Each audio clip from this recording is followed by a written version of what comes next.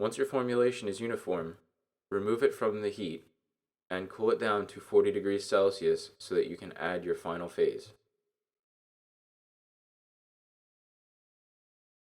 Now that the solution has cooled to below 40 degrees Celsius, I will begin to add the preservative and active ingredient.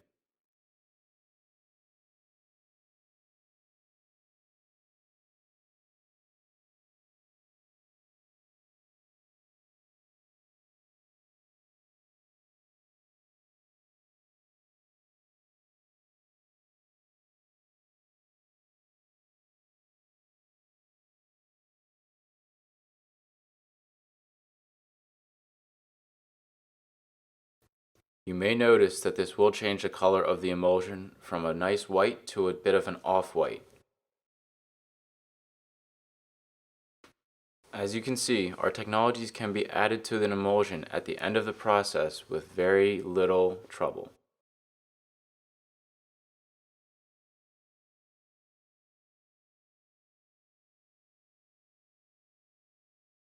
Now, all that is needed is a pH adjustment and you have a finished formulation.